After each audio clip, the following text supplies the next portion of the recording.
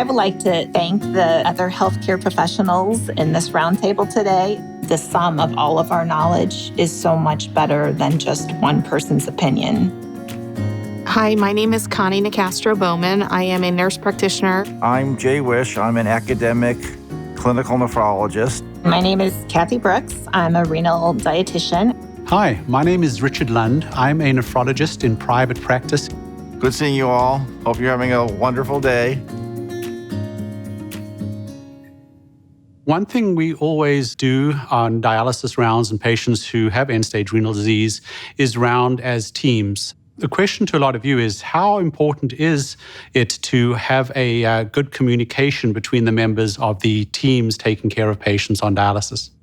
The patient has a different relationship with each member of the team. So a patient may be willing to tell my nurse practitioner or my dietitian things that they're not willing to tell me. We each have our role in data gathering and in conversing with the patient so we can come up with a consensus in terms of where we're going to go forward on each patient's plan of care. I know that our patients reap the benefits when we can all collaborate together to create a greater opportunity for our patients to receive the best quality care that we're possible of providing to them. Auryxia is indicated for the control of serum phosphorus levels in adult patients with chronic kidney disease on dialysis. Auryxia is contraindicated in patients with iron overload syndromes, for example, hemochromatosis.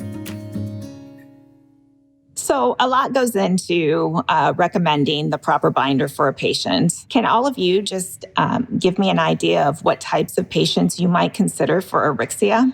When I see a patient who has an uncontrolled phosphorus, most likely it is because the patient is not taking the medication.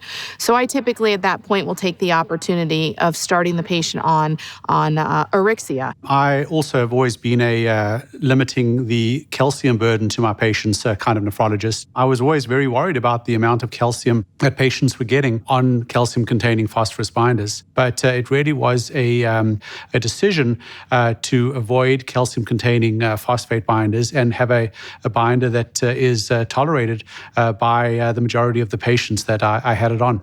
So I've been very happy with it as a first or second line treatment if they failed another one. Prescribing information for Auryxia contains a warning for iron overload. Iron parameters, for example, serum ferritin and TSAT, should be assessed prior to initiating Auryxia and monitored while on therapy.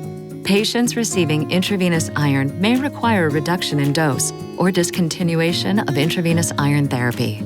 So in those patients who have hyperphosphatemia on dialysis, what can we do as the renal care team?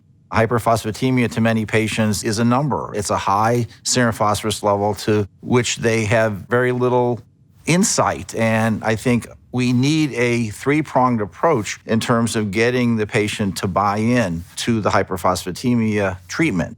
Number one is diet, and this is often very, very challenging because many of the foods that the patients love are rich in phosphorus. Number two, of course, is phosphate binder therapy. But number three is education, and that's what I think is the most important thing because it's tying everything together, and it's giving the patient the context to understand why we're doing this in the first place. Akebia Cares offers services to help make access as easy as possible for patients, including coverage research, personalized support, and prescription assistance programs.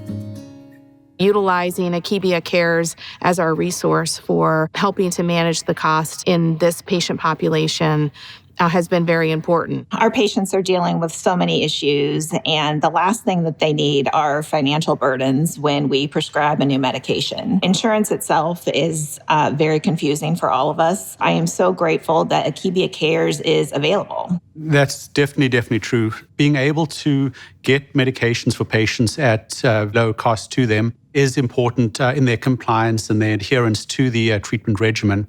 I really have enjoyed this conversation we've had, and I'd like to thank all my colleagues for helping me show that I'm not alone in a dialysis unit. And it's always nice to see that we all on the same page and striving for the same things, taking care of our patients. The collaboration between all of our providers is such an integral part of the success in our patients. And I think today shed some light on how we all collaboratively work together for the best outcomes for our patients. Important safety information. Contraindication. Auryxia, ferric citrate, is contraindicated in patients with iron overload syndromes, for example, hemochromatosis. Warnings and precautions. Iron overload.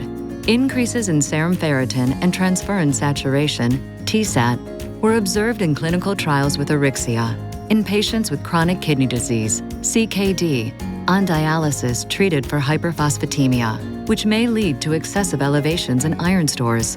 Assess iron parameters prior to initiating Auryxia and monitor while on therapy. Patients receiving concomitant intravenous IV iron may require a reduction in dose or discontinuation of IV iron therapy. Risk of overdosage in children due to accidental ingestion. Accidental ingestion and resulting overdose of iron-containing products is a leading cause of fatal poisoning in children under 6 years of age. Advise patients of the risks to children and to keep Auryxia out of the reach of children. Adverse reactions. The most common adverse reactions reported with Auryxia in clinical trials were diarrhea, 21%, discolored feces, 19%, nausea, 11%, constipation, 8%, vomiting, 7%, and cough, 6%. Specific populations, pregnancy and lactation. There are no available data on Auryxia use in pregnant women to inform a drug-associated risk of major birth defects and miscarriage. However, an overdose of iron in pregnant women may carry a risk for spontaneous abortion, gestational diabetes, and fetal malformation. Data from rat studies have shown the transfer of iron into milk. Hence, there is a possibility of infant exposure when Auryxia is administered to a nursing woman.